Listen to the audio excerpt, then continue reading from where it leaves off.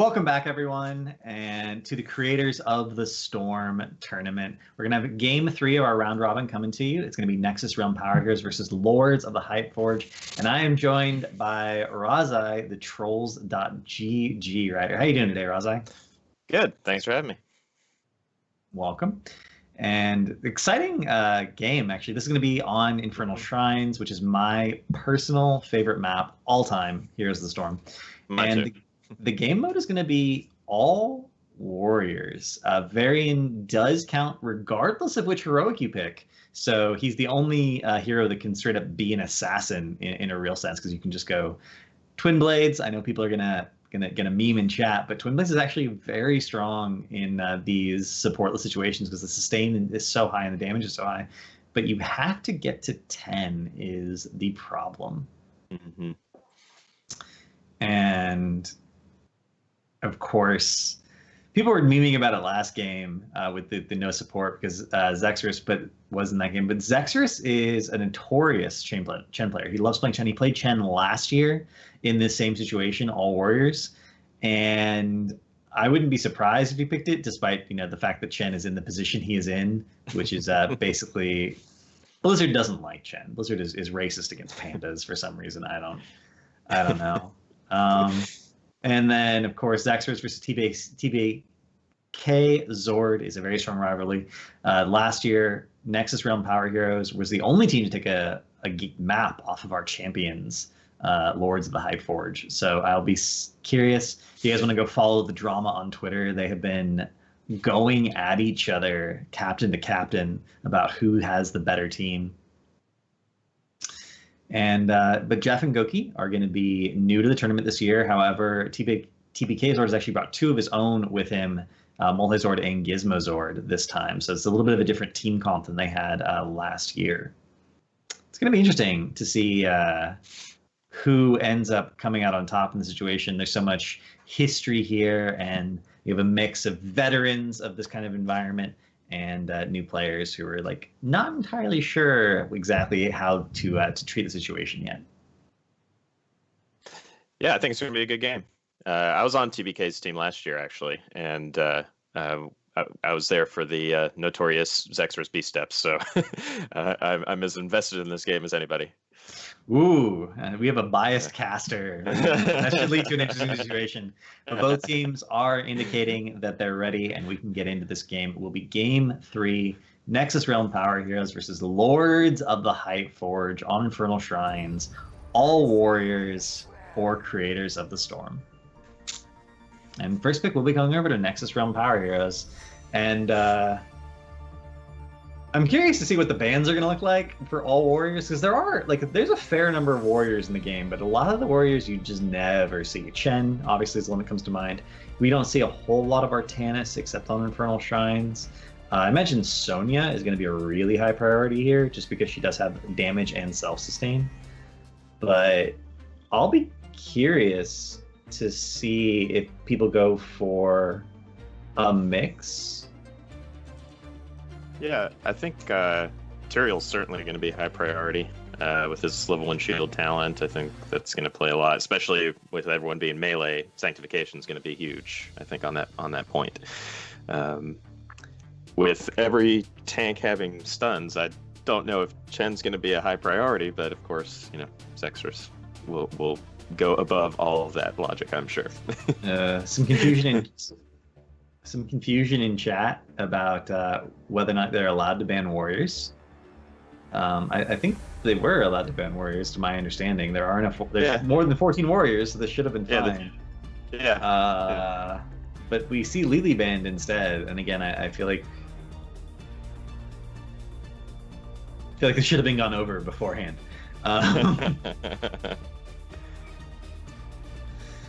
Okay, apparently we're having the official call here. Skip warrior first ban, that's fine. Warriors can be banned. Okay, so in the second ban, we can ban warriors, but we can't ban any warriors in the first round of bans. That makes a little more sense. I just wish the teams had been aware of that in advance. So yeah, Zarya, Tyrael, Sonya. There's actually so many warriors that could be good. Even ETC with Prog Rock finished is essentially a better Brightwing, because Brightwing has Poly, but EDC has a stun. They both have a global potentially with Stage Dive. EDC's Wave Clear is better. Obviously, the area where EDC heals with Prog Rock is a little bit smaller than Brightwing's trait, but still, if you're all warriors, do you care? Like, you have to be clumped up anyway. You're all melee. Right. Yeah. Oh, good. Yeah, I agree. I think Zarya's along with Tyrael is going to be really effective here. Clump everybody up with Graviton Surge. Even I would be fine with taking that over the Expulsion Zone. Varian ETC is the response.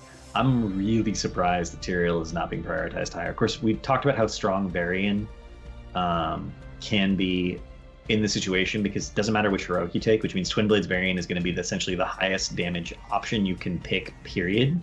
There's not going to be a higher damage hero that you can pick. So they've essentially picked the only assassin by exception that is available, and then ETC is the highest sustained healing, but arterial shield's better. Like, do you want to go for the fight? Ooh. That's a Haka. There it is. Alright, so ETC into Chen is usually considered not a favorable matchup because ETC has 2 ways of disrupting drink, which means you're just never drinking. You try to drink and you're not. You're just done. The Haka will give them the global advantage. It does give them a little bit of that macro advantage, potentially, unless we see significant wave clear. And here's a really important aspect of this draft. Wave clear always matters. Arguably, wave clear is the most important thing in the game, in a really real sense, because if you have to clear waves, like, you just stay there and soak the wave. You can't be elsewhere on the map. Even going to the objective can be not worth it if your wave clear is actually that bad. So are we going to see Blaze, Johanna, Stitches? Those are the top 3 heroes, tank heroes, in terms of wave clear. Mm-hmm. And obviously we've seen a lot of Blaze in pro play, but we haven't seen very much Stitches or Johanna lately, and Johanna doesn't really offer anything. They actually banned Blaze. Wow. I was expecting to take it on the next one. I thought for sure, because that's not only is that such a good pick for them in terms of neutering the global advantage that the Haka provides, it gives them a follow-up to ETC's power slide, so you get 2.5 seconds of straight CC that's almost guaranteed to land, especially against a melee heavy conflict. So I'm very surprised by that. And it looks like there's a debate between Leoric, Arthas, and Sonya here on the ban from Nexus Realm Power Heroes. It's going to be the Sonya. I think it's fair. She can, this is a good map for her. There's a lot of Merc camps that she could be taking, so. That is true. Although post 10 variant with Twin Blades, we'll be able to take camps very efficiently. I would not be surprised to see Leoric and Arthas picked up here. Leoric's ability to reduce everyone's damage post 13-16, and then level 20, he gets off a 5-man march. That's probably a 1-team fight because of the drain onto everyone. Just so much potential damage. They could look to take Tyrael here, and with his level 7 Swift Retribution, all that attack speed for Twin Blades variant. It's true, actually. A long way, yeah. Doesn't seem like either team. Okay, there we go. We do finally see the Tyrael. The danger for Tyrael and even Leoric, I feel, is that they have the ETC to disrupt Chen's drink, but that's currently the only thing they have. And normally you think of warriors as having CC, so now we're in a situation where we have 1 stun on one team and 1 stun on the other team, and that's it. That's all the CC we have. Not seeing a lot of CC, and this goes to show you the diversity in the warrior pool for the hero, for the game Blizzard has made. There's a lot of different play styles that are enabled by different warriors, and I'm gonna be curious to see how well these teams can execute, because not everyone plays warriors at all. So there may be even some hero pool issues here. Like, I played 5 games of Leoric once, and I've never played any other warrior before. You guys should probably drop me Leoric.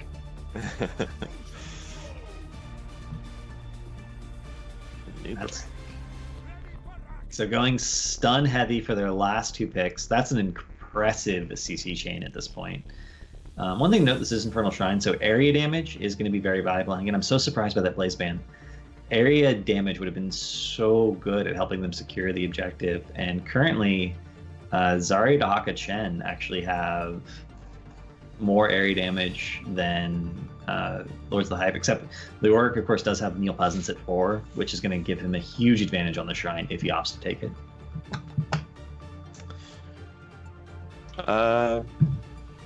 Diva might be a solid pickup here. Oh, Diva. Diva's actually a quote-unquote tank that we've seen in Infernal Shrines in pro play. We've seen Team 12 do it. We've seen Dignitas do it. And it just helps you so hard in securing the Shrine. There is the danger that if she gets out of mech, but actually Diva would have been such a good pickup, and she synergizes so well with Leoric. Oh, now I really want to see Diva. Please. Artanis. Okay. I feel like they're trying to... I feel like Lords of the Hype Forge is trying to win the team fight. They picked up the Varian, they prioritized it very highly, they picked up the Artanis.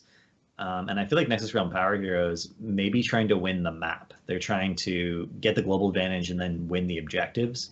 And I think because the Infernal Shrines is such a strong objective, that may actually be the stronger strategy.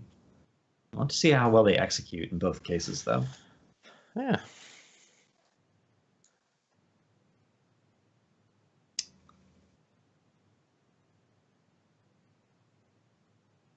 Hopefully Zarya is never alone this game. Because last game when Zarya was alone, I was very sad. yeah. I think TBK's team might have a little bit of advantage simply because their mercenary camp pressure is that much quicker. I think they're going to be able to rotate and wave clear a little bit better and just keep pressure on the map. Maybe. Chen can take camps very quickly with his level 4 talent that causes him to have essentially a burning rage like aura.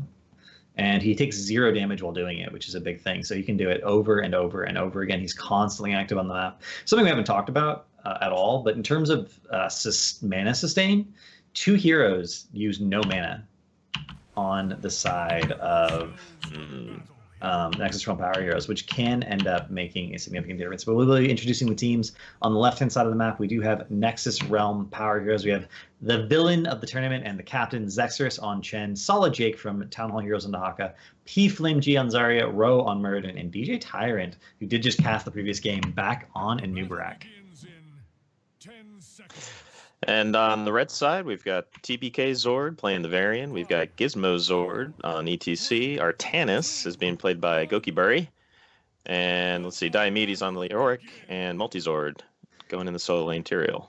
And we missed an opportunity for production value here because we really should have had the evil team on the right-hand side and the good team on the left-hand side, because that is the roles they've self-assigned themselves in this tournament. And this is Infernal Shrines, where there actually is a dark and a light side, but is what it is. High King's Quest level 1, indicating that we are definitely going to see Twin Blades Variant.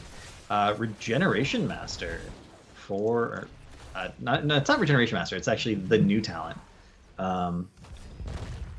That we're going to see Ardent Restoration for Tyrael, not going for Justice for All. That's a huge mistake in my opinion.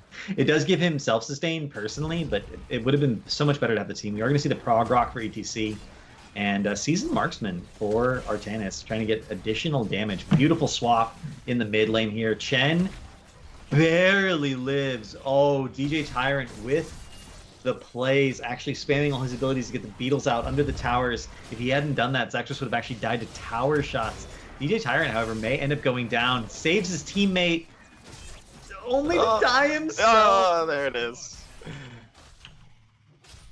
Lots of good dispositioning and swaps on the side of TBK's team. That was so incredibly close. And another swap on Zarya, and they're going to get the slow from the Varian, and that's not quite another pick, but they may be with the slide. It is. And P-Flame G, this 3-man Death Ball is doing so incredibly well. Meanwhile, on the top lane, we are seeing Multizord versus Dahaka. This is actually a favorable matchup for Tyrael with Justice for All. If you just constantly shield your wave as Dahaka is using his Darkstorm to clear it, you will actually out-wave clear the Dahaka. You can actually hold the lane, but instead, that level 1 talent, he's forced to just sort of play passively by his towers, use his towers for the clear, and it's not anywhere near as strong. Meanwhile, bottom Leoric versus Muradin, that is of course the matchup that Leoric wins. Leoric actually has the wave clear rotation advantage here, so he's actually going to get the mid, and again, the huge focus on the Zarya here. Zarya is trying to out-trade with Feel the Heat. Flame G, actually playing a very good Zarya. Zarya does not have an escape, guys. If you're ever gone on a Zarya, you get high energy and hope you can kill them before they kill you, and your team can get the counter kills if you go down. Flame G playing a very good Zarya, actually, which may look like just standing still and shooting at people, but that's how you do it. That's how you play Zarya.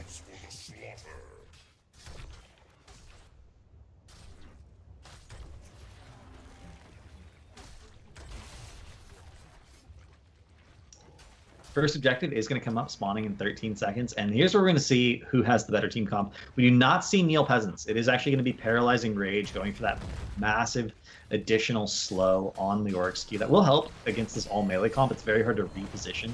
And, ooh, are we going to see the engage here? No, PFLMG, no energy, so no real threat from the Zarya just yet. And first onto the objective will be Nexus Realm Power Heroes. And again, Zarya not at her energy. Unfortunately, not tanking those heroes as she tanking the Shrine minions as she self-shields. EBK Zord is low, but that is Varian, so he does have protected, by the way. Gets that first protected off, and they're going for the re-engage here. TJ Darwin is extremely low. If they can get that kill, it would be so critical. EBK Zord is getting dived in the backline and will be the first to go down unless he lives. No, 26 health, but that Shen kick does pick up the kill. And no kills are secured for Lords of the High Forge. They just can't seem to focus the same target.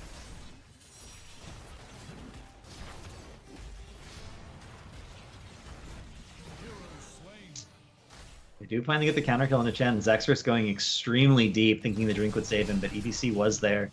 Got the stun off. Solid Jake clearing the wave, trying to get the vision advantage here. This is what you see standard in pro play, and DJ Tyrant with the E in does get the stun, but can't quite secure the kill. Solid Jake does not have any additional peel, walks through the bush trying to get the movement speed, but with the zoning from EDC, they will not manage to secure that kill. However, during this time, Nexus Realm Power Heroes has gotten significantly more Shrine minions. They are going to be forced to back up here. They do have the potential to win the Shrine, even though they're losing the fight.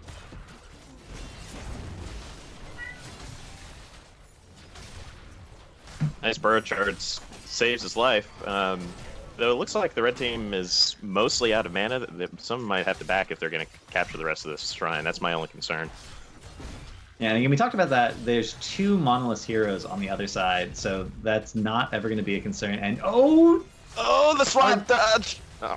He actually didn't do the swap. If he'd done the swap dodge, that would have been so good. Instead, he tried to Q away to like dodge. It's usually better to Q into people when you're that low as Artemis to get the shield reset, save the targets. And he was probably dead either way. And I think that will be the objective going over to Nexus Realm Power Heroes. Everyone on Lords of the High Forge should just back and start soaking at this point. Something we didn't mention, it's very difficult to defend a Punisher with no ranged heroes. You can jump it, and the towers will do a lot of the work, but once these walls are gone in the late game, whoever wins these Punishers is going to get so much more value than we're used to seeing, because normally you have ranged who can safely DPS the Punisher down, but as soon as the walls are gone, everyone just walks onto you and you're all melee. You can't safely DPS the Punisher down. You have to essentially fight under it if you want to kill it, and that's not a position you want to be in.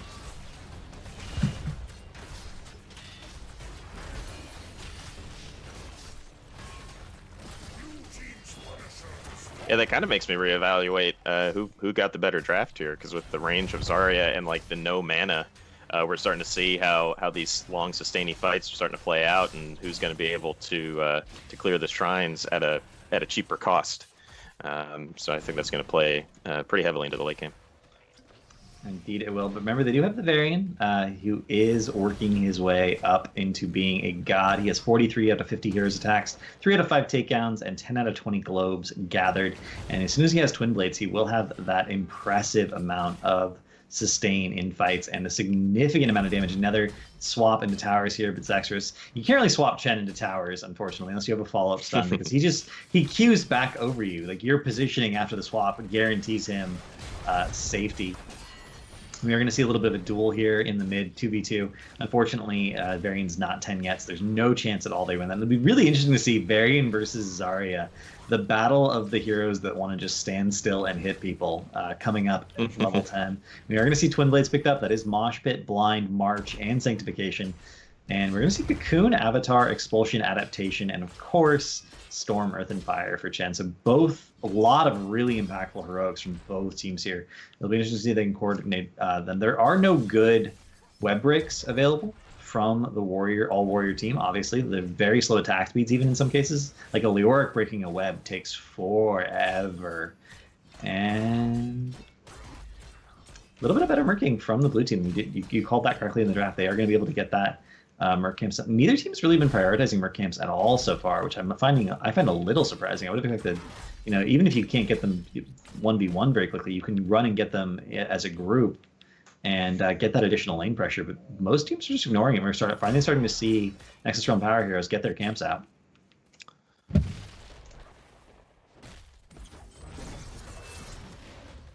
Oh, a swap on the Muradin, but he is going to be able to jump out. He does have a wall. Actually pops Avatar. That alone is a worthwhile trade. With the objective coming up soon, it may not be available for the next objective. And he still hasn't used jump. He's really looking. That's going to be the ETC slide. He's just dead. There's no way. Oh, maybe? My goodness. Bates movement the speed. Slide, and then the shield. Oh. And his trait even kicks in. He is going to be able to get out of there. Multi-Sword eventually was low on mana. And with the Shrine coming up, they should back. They should just back off. They shouldn't take this fight. They should back, get full health and full mana. And we're going to see Sanctification and Blind. A little bit of an overlap there. Both of those prevent a significant amount of damage. You don't really want to use them at the same time. Storm, Earth, and Fire. Cocoon on the Varian. Varian will not be able to do that damage. The Expulsion Zone to prevent the disengage. They did not want to take this fight. They were low on health and mana, but that's going to be a 4-man, or like a 7-man Mosh. He's going to count the mana individually. And Flame G will end up going down. That ends up being a 2-for-1 trade off of the Mosh into Tyrael trade. That was a nice turnaround. 2 for 2, diving too deep, too much aggression from towards the high boards. They need to understand when to back off with this style of composition.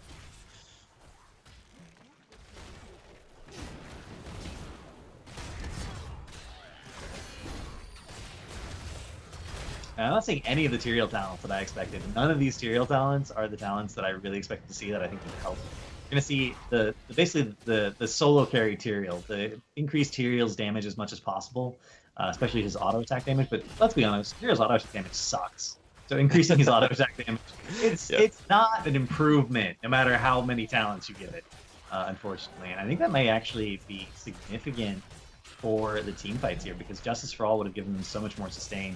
The attack speed variant at 7 would have helped so much. Even armor at 4 for Tyrael would have helped his personal damage mitigation. Armor so incredibly effective. And you're going to see nice focus fire to Tyrant with healing expulsion zone. The blind comes out again, negating a lot of the damage from the Zarya, and Ubrak ends up going down. Leoric almost goes down, but gets a huge march to the Black King to be able to walk away. Zarya ends up going down, and the better team fight, much better team fight from Hordes of the High Forge here, when they have all their heroics available, when they're actually all full mana, their focus is good. They have a really good ability to mitigate damage. Yeah, and there's just such self-sustainingness and tankiness between the Artanis and the Varian, who are just putting out so much against like a Nubrak, who does literally nothing against strong auto attack heroes. So and they're able to keep themselves pretty healthy. Seeing Templar Zeal picked up at 13 for Artanis, I've actually never seen this picked up in a real game. It was buffed recently. It gives you more Qs if your health is below 50% health, so you just get Q, Q, Q, Q, Q. And a nice swap on a DJ Tyrant, but the expulsion zone again for the peel. I like that response. They're always expulsion zoning for peel once someone's in trouble, but unfortunately DJ Tyrant was just too low and does not have that quest finish yet for that extra 500 health either. And that's going to be the fork going down. And again, another swap on Zarya. She does have the level 13 to give her unstoppable now. If she'd hit that sooner, she would have been fine, and that's the jump from the Punisher to finish her off. That means the Punisher's going to stay outside the wall. That alone may actually be enough to secure the keep. Just the fact that the Punisher is going to walk in after the wall is dead instead of getting jumped over the wall. Yeah, these swaps are the gifts that keep on giving. They could probably get some decent core damage here. Yeah, I'm really surprised we didn't see the double swap with the reduced cooldown, considering how impactful the swaps have been. And the Sanct could go in, the Mosh, the uninterruptible Sanct, and that's going to be 2 more. Oh my goodness. There's no chance. There's no chance that Solid Jake lives here, unless the adaptation procs, which it does. He actually is going to be able to barely get away. And do they just go core here? This is not an amateur opponent Artanis, this is a seasoned marksman Artanis. They don't have the core rush that you would normally expect. Prog Rock is finished, so they actually, if they clump, do have some self-heal. They're going to get it to at least 20%, I think, before they all end up going down. They're all in on the core at that point, and that will be game. GG.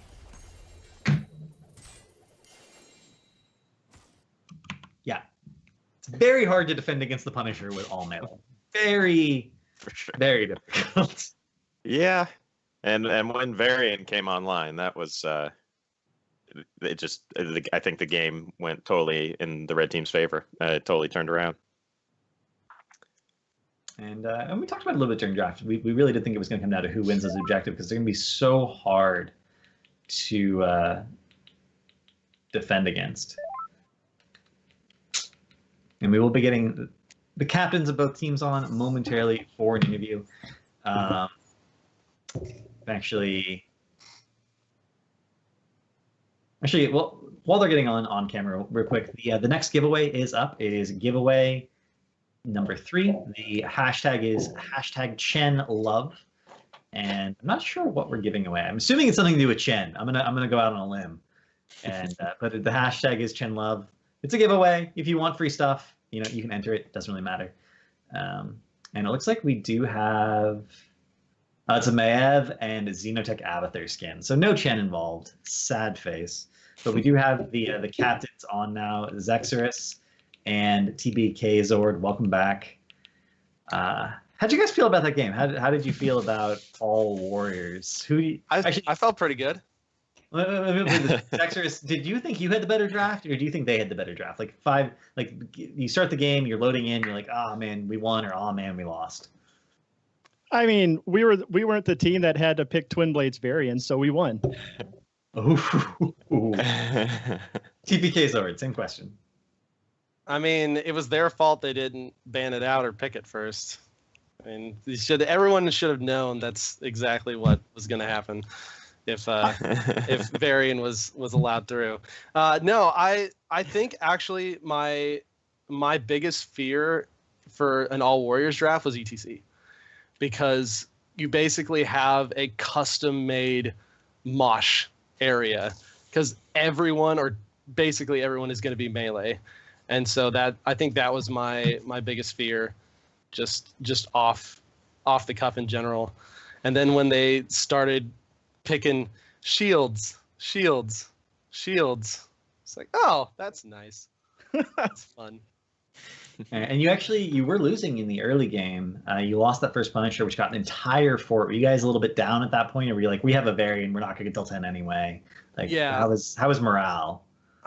We knew that was probably going to happen. I mean, Varian's only like half a character until level 10 anyways. I wouldn't even put him that high, but okay. Varian's only like a third of a character. That's better, yeah. Until level 10 anyways, yeah. And so we knew that unless we got super lucky, we were going to have to play the mid and late game.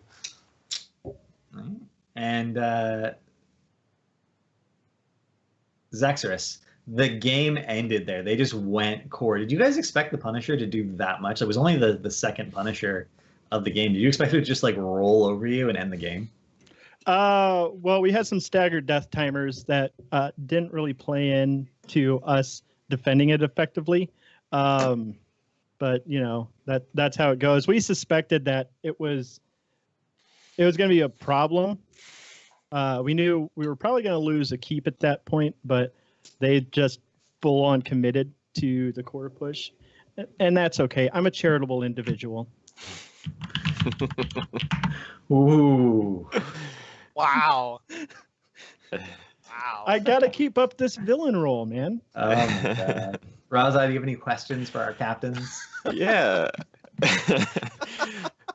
I just wanted to ask TPK about Turiel's talents. I don't know if y'all discussed it. I was kind of expecting with y'all having Artanis and Twin Blades Varian coming up that y'all would get Swift Retribution at level 7, but he ended up going for his own basic attack talent. I think it's Purge Evil or something like that.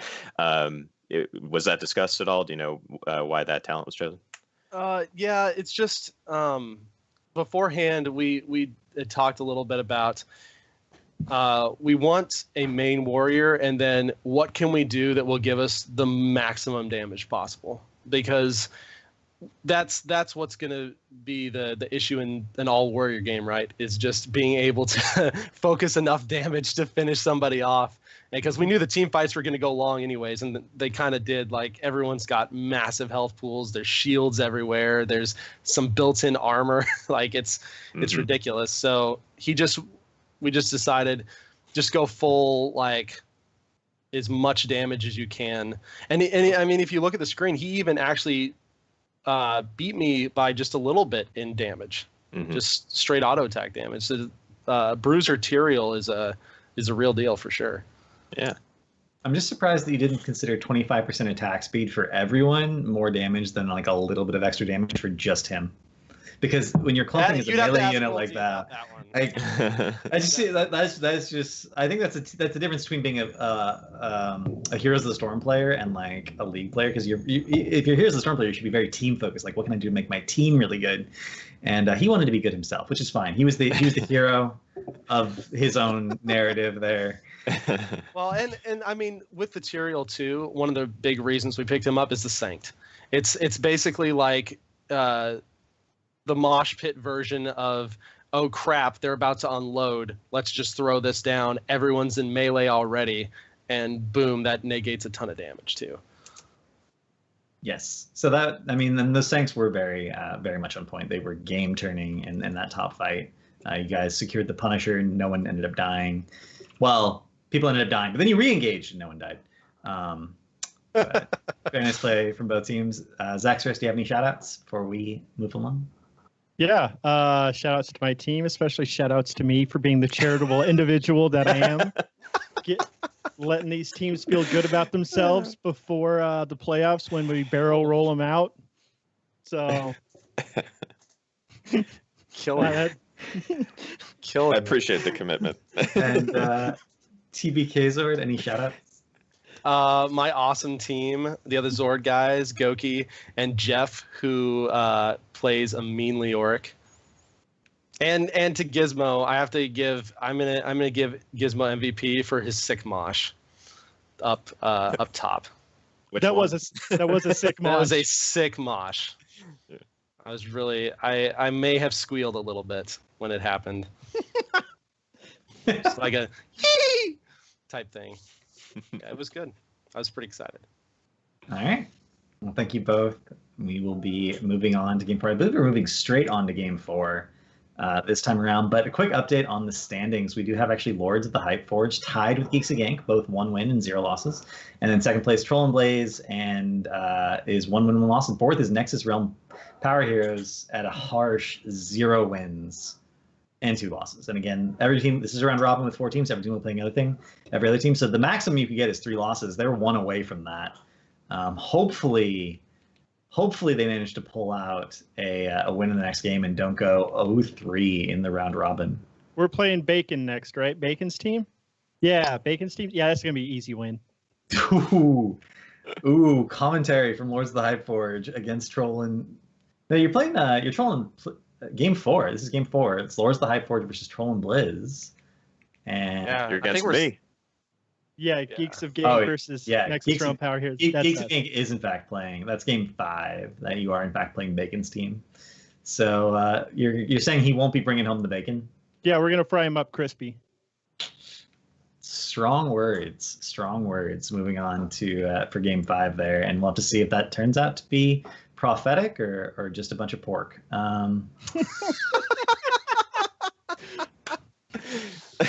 I can just imagine Cavalier the day before going, okay, whose name is the pun list? And just has his like list of puns that he's gonna unveil for us throughout the day.